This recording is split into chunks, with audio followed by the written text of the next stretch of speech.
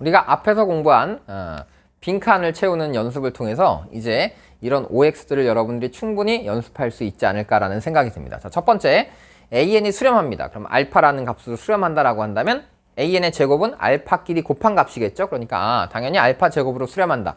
참입니다.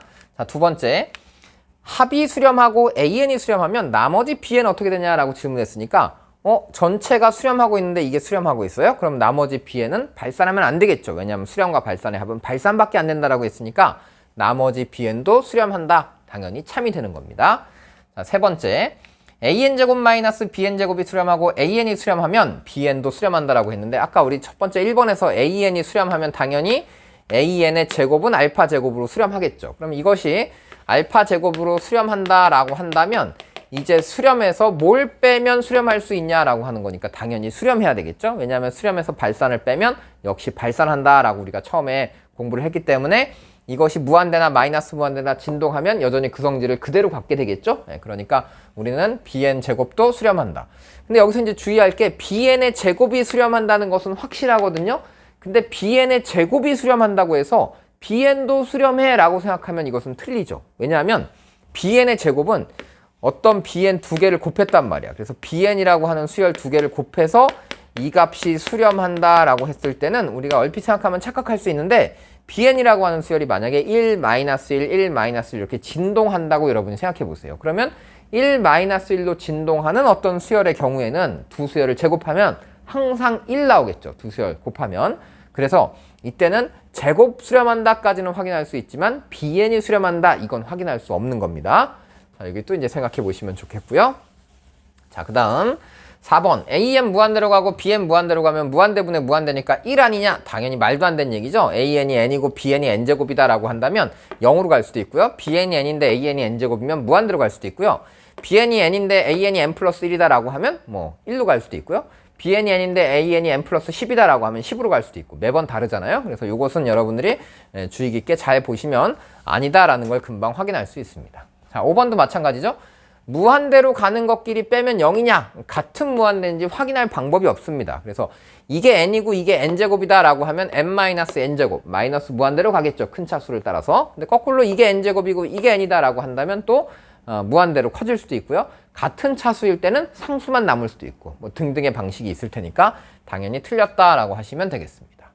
자, 마찬가지 6번도 무한대와 0으로 가는 두 수열의 곱은 반드시 0이냐? 아니죠. n하고 n분의 1. 하나는 무한대로 커지는 수열이고요. 하나는 0으로 수렴하는 수열입니다. 곱하면 1 나올 수도 있고요. 차수에 따라서 무한대가 될 수도 있고 어떨 때는 0이 될 수도 있습니다. 근데 항상 0은 아닌 거니까 0이라고 하면 틀렸다. 이런 얘기겠죠. 자, 그 다음 7번은 AN, BN 합이 수렴하면 둘 다 수렴하는 거냐라고 했는데 우리가 덧셈에서 발산끼리 더해도 수렴할 수 있다라고 했죠. 왜?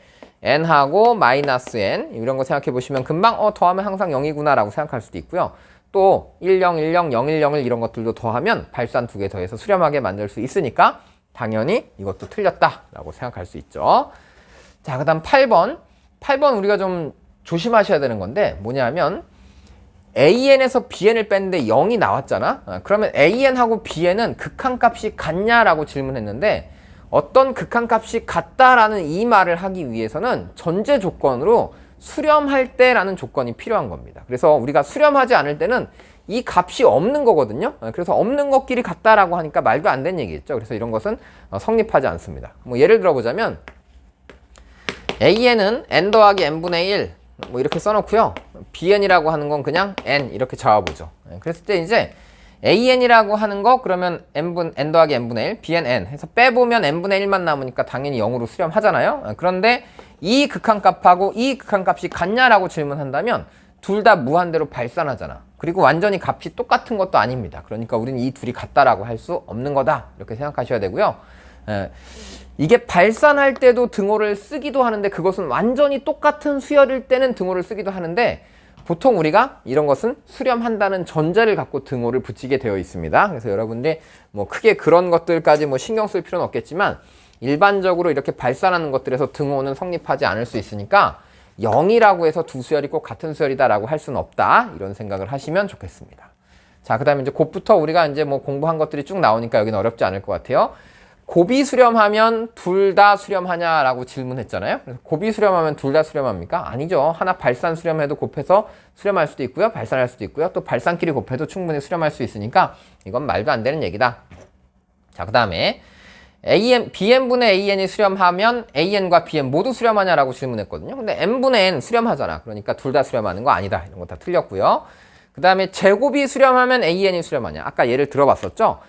1, -1, 1, -1 이렇게 진동하는 이런 형태들은 제곱하면 수렴하지만 실제 an 수렴하는 거 아닙니다. 그러니까 우리가 절대값을 씌우거나 제곱한 값이 수렴한다라고 해서 이 함수 혹은 이 수열 전체가 수렴한다라고 얘기할 수는 없어요. 그래서 이런 거 주의하셔야 되고요. 절대값도 똑같습니다. 그러니까 우리가 어떤 함수가 있는데 이 함수가 예를 들어서 어떤 특정 값까지는 계속 양수 a를 유지하다가 특정 값에서부터 -a로 쭉 가는 이런 함수가 있다. 그럼 여기서 당연히 불연속이잖아요. 근데 이 함수를 우리가 어떻게 하면 절대값을 씌우게 되면 쫙 연결이 돼서 연속인 함수가 되겠죠. 그래서 절대값 함수가 연속이라고 해서 원함수가 연속이다라고 할 수는 없습니다. 그래서 이런 것들은 다 틀렸다라고 생각하시면 되겠어요.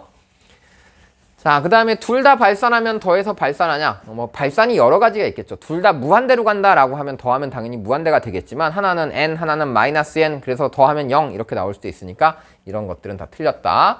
그 다음에 수열 an과 bn이 발산하면 곱한 것도 발산하냐? 역시 발산끼리 곱해도 뭐가 될 수 있다고요? 네, 수렴할 수 있다. 0, 1, 0, 1, 1, 0, 1, 0 곱하면 0, 0, 0, 0 이렇게 나오잖아요. 그래서 이런 것들은 역시 다 틀린 명제가 됩니다. 자, 그 다음에 an과 bn이 발산하면 bn분의 an도 발산하냐? 이것도 알 수 없죠. n하고 n이다 그러면 n분의 n은 1이니까 이건 수렴할 수도 있다. 이렇게 확인하시고 수열 an이 수렴하고 bn이 발산하면 an 더하기 bn은 발산하냐? 이것은 수렴과 발산을 더했을 때는 반드시 뭐 한다 그랬어? 발산한다 그랬으니까 이 16번은 오랜만에 참인 명제가 하나 등장했네요. 이런 것들 잘 확인하시고 17번은 an이 수렴하고 bn이 발산하면 곱한 것은 발산하냐라고 했는데 이 수렴하는 값이 모일 때는 0으로 수렴한다. 그러니까 하나가 n분의 1이 나오고 하나가 n이 나오는 이런 형태의 대표적인 예가 되겠죠. 그래서 곱하면은 분명히 수렴하는 것도 생기니까 이런 명제도 틀렸다라고 확인이 가능합니다. 그래서 이런 생각들이 여러분들이 좀 자연스럽게 떠올랐으면 좋겠어요. 그래서 빠르게 진행하고 있으니까 여러분들도 빠르게 체크하셔가지고 정확하게 알고 있는지 확인하시면 좋겠습니다. 자, AN, BN 더한 거 발산하고 AN이 수렴한다 그랬거든요. 그러니까 합이 발산해? 근데 하나가 상수야. 상수 더하기 뭐 해야 발산하지? 그럼 당연히 BN은 발산이구나 라는 생각. 그래서 이것은 참이다 라고 확인이 되고요. 그 다음 곱이 발산하는데 하나가 수렴해? 그러면 AN이 수렴하면 나머지 하나도 수렴해버리면 곱해서 수렴이 되잖아요. 그래서 곱했는데 둘이 발산하고 곱한 값이 발산하고 하나가 수렴하면 나머지 하나도 수렴하면 안 되겠구나. 그래서 얘는 발산해야 되겠구나 라는 것도 참이 된다. 이런 것도 확인하시고 아까 우리가 빈칸하면서 다 했었던 내용입니다. 앞쪽 페이지 보면서 혹시 모르겠으면 다시 점검을 하시면 되겠어요. 자, 합이 수렴하고 AN이 발산하면 BN은 수렴한다. 틀렸죠? 왜? 합이 수렴하는데 하나가 발산하고 있으면 나머지 하나가 수렴하면 전체가 발산하게 돼 있습니다. 그러니까 하나가 수렴하고 하나가 발산한다 그럼 발산하는 거니까 AN이 발산하면 BN도 발산해서 그 둘의 발산이 서로 상쇄시켜 줘야지만 저 합이 수렴할 수 있다. 그러니까 1010 이렇게 하는 것과 0101 이런 것들을 더해서 수렴하는 형태가 됐을 것이다 라고 생각하셔야 되겠죠. 그러니까 BN이 수렴한다는 말은 틀렸습니다. 역시 BN도 똑같이 발산해야 된다라는 얘기죠. 자, 그 다음 21번. AN, BN 합은 수렴하고 AN이 수렴한다라고 하면 BN 당연히 어떻게 될까요? 전체가 수렴하고 있는데 이게 항상 하나의 상수고 전체도 하나의 상수가 나왔습니다. 그러면 이것도 하나의 상수가 돼야 되겠죠? 그래서 BN이 수렴한다라고 하는 이 표현은 역시 맞습니다. 그 다음 22번.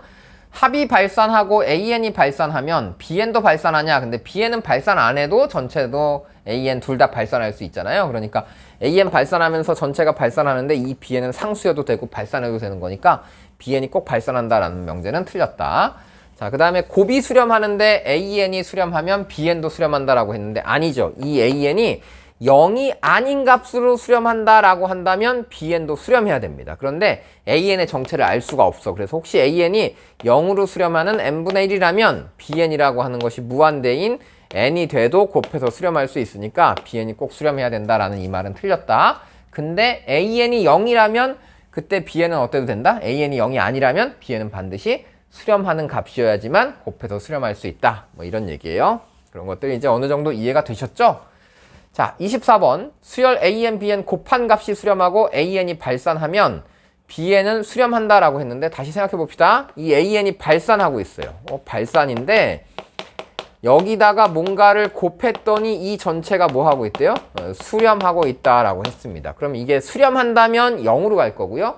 발산한다면 이 발산을 상쇄시키는 어떤 발산이겠죠. 그러니까 이게 만약에 0, 1, 0, 1 이렇게 나간다면 이 수열이 똑같이 발산하는데 1, 0, 1, 0 이런 식으로 나간다면 둘의 곱은 항상 0이 될 테니까 수렴할 수도 있다 이런 얘기야. 그래서 BN이 수렴한다라는 것은 틀린 명제가 되겠습니다. 자, 그 다음에 똑같아요. 곱이 발산하고 AN이 발산하면 BN도 발산하냐라고 했습니다. 똑같이 또 써볼까요? 이 전체의 곱은 발산하고 있는데 AN이 발산하고 있습니다. 그러면 이 BN 꼭 발산해야 되나요? 아니죠. 어떤 상수로 수렴해도 무한대 곱하기 상수해도 무한대가 되고요. 진동 곱하기 상수해도 진동이 됩니다. 그래서 이것도 틀렸다.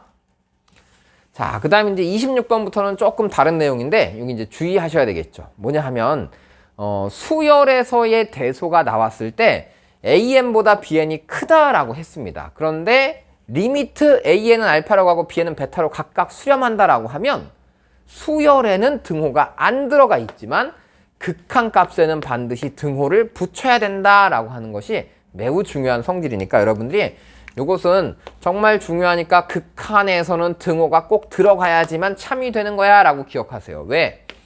n분의 1하고 n분의 2 비교하면 항상 n분의 2가 더 큰 값이겠죠. 100번째 항은 100분의 1과 100분의 2니까 얘가 더 크죠. 항상 이게 더 큰 항이 됩니다. 그런데 둘의 극한값은 똑같이 0으로 갈 수 있단 말이야. 그러니까 수렴하는 수열에 대해서 극한값에서는 대소관계에서 반드시 등호가 들어가야 참이다 라고 여러분들이 기억을 해주셔야 되겠습니다.